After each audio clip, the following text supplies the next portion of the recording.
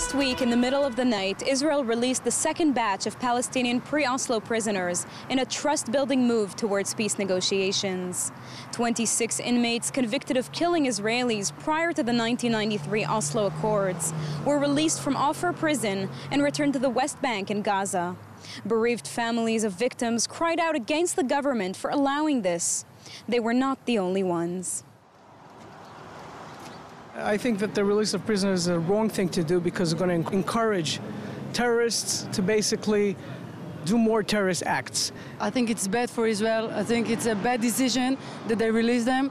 They're supposed to keep them at the jail, is what I think. It's not good for the family also. I'm against releasing prisoners because they should be in prison or should be killed.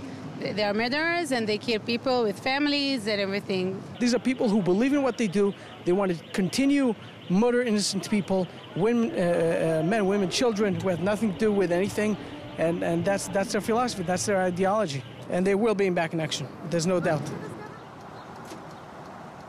Some Israelis say they would give anything if they believed it would provide them with a sense of true peace and security in return. To be honest with you, in my age, 62 years old, if I believe that's what's going to give me the peace, I'll release all the prisoners. I'll close all the prisons in Israel. I'll be very happy, but to be honest with you, I don't believe it. I don't think it's going to make something good for the peace. They're going to do another terrorism. I think it's going to be a long, long time like this.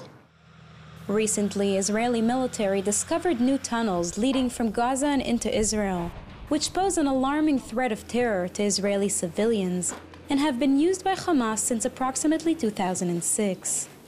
Though this latest tunnel was destroyed by the IDF, and many other terrorist attempts are constantly halted, many in Israel believe that Palestinian prisoners and murderers who are released at this time will ultimately return to engaging in terrorist activity against Israel. When they release the terrorists, I don't believe that something will change. I think they will keep doing the same thing. They will go and do bombs here in Israel. I think everything will stay the same thing. Many people who elected this current government, led by Benjamin Netanyahu, are feeling somewhat betrayed by these gestures meant to reignite the peace process with the Palestinians. I voted for this government, and by doing this act, I'm very disappointed in them.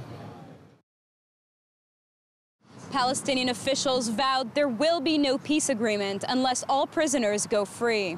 104 of them are to be released by the end of the 9-month negotiations period, which will be completed in April. And as expressed here in Israel, this is very controversial grounds for many. For JN1, I'm Sivan Raviv, Israel.